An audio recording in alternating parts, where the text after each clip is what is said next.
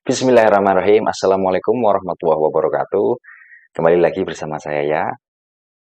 Nah, kali ini kita akan membahas perbedaan antara inkubator bisnis dan akselerator bisnis. Apa sih sebenarnya bedanya gitu ya? Nah, kemarin saya beberapa kali ditanya. eh, ada yang lewat WA, ya, ada yang memberikan komentar ya di video ya tentang perbedaan antara inkubator bisnis dan akselerator bisnis. Beda apa enggak? Beda ya jawabannya. Baik, sebelumnya di-subscribe dulu channelnya. Nah, begini Bapak Ibu, entrepreneur. Jadi seorang entrepreneur, nah itu harus pandai-pandai ya. Seorang entrepreneur muda itu harus pandai-pandai memilih memilih tempat atau wadah yang tepat untuk mengembangkan ide bisnis kita. Nah, baik inkubator bisnis atau akselerator bisnis ini sangat berpotensi ya membantu mengembangkan rintisan usaha Bapak Ibu seorang pengusaha ya dalam mengembangkan usaha. Nah, sebelum kita memilih inkubator ataupun akselerator, kita harus tahu dulu apa sih sebenarnya inkubator dan akselerator gitu ya. Baik, secara mudah dipahami ya. Jadi inkubator bisnis ini adalah wadah ya.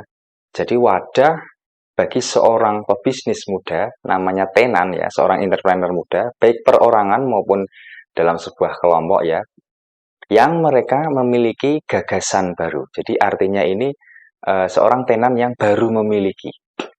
Nah, jadi ketika baru merintis sebuah usaha, nah ini tenan ini biasanya diajak untuk bergabung bersama inkubator, diinkubasi. Nah, jadi inkubator bisnis ini tujuannya adalah mengembangkan sebuah bisnis yang dimiliki tenan ya sejak dari awal. Nah, jadi rintisan usaha ya, karena di proses inkubasi ini ada 3 tahap ya. Pra-inkubasi, nah biasanya ada proposal yang masuk, kita akan diinterview.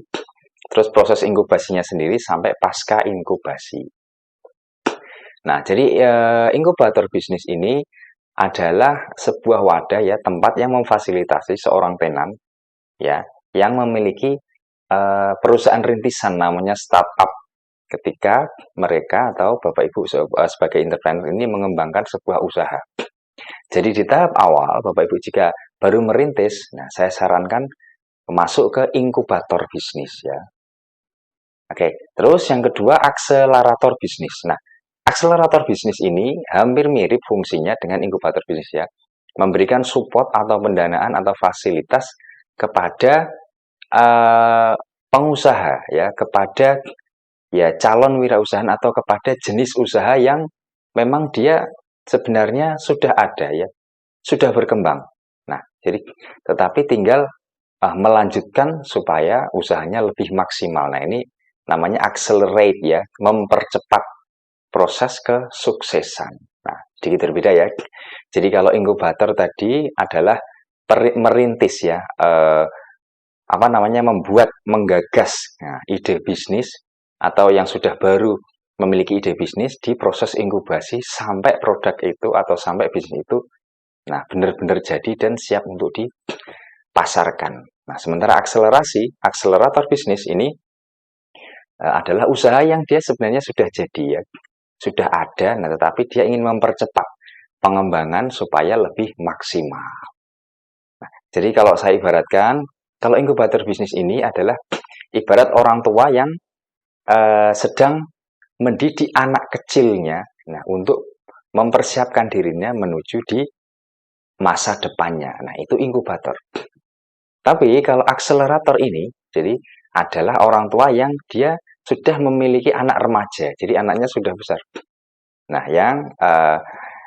yang dibantu, yang orang tua yang membantu ya anaknya sudah remaja ini mempersiapkan di masa hari tuanya atau ya masa suksesnya.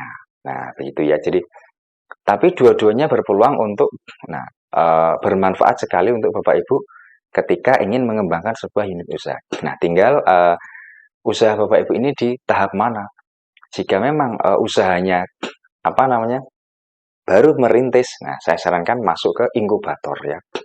Tapi kalau Bapak Ibu usahanya sudah sangat mapan, Nah, silahkan masuk bergabung bersama akselerator bisnis. Karena di akselerator itu biasanya biasanya orang-orang yang bergabung adalah orang-orang yang sudah senior, berpengalaman dalam menjalankan bisnis. Sementara di inkubator ini memang biasanya tenan-tenan atau memang orang-orang yang pengusaha-pengusaha muda yang baru memulai karir bisnisnya.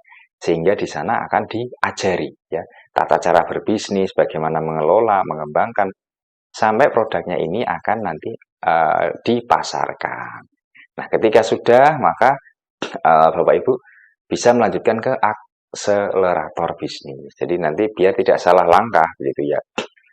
Nah, di negara kita Indonesia ini banyak sekali ya lembaga-lembaga inkubator dan akselerator.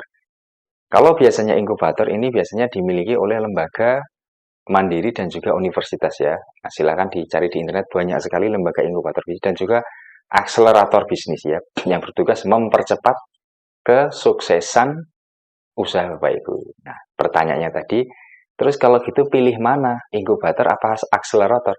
Jawabannya adalah tergantung ya. Nah, usaha Bapak Ibu ini sudah di tahap mana?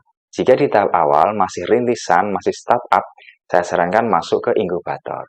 Tapi jika perusahaan Bapak Ibu atau bisnis Bapak Ibu ini sudah ada, sudah mulai mapan, nah saya sarankan bergabung di akselerator ya, biar nanti dipandu para senior-senior itu ya, supaya lebih cepat tumbuh kembangnya, lebih cepat eh, suksesnya.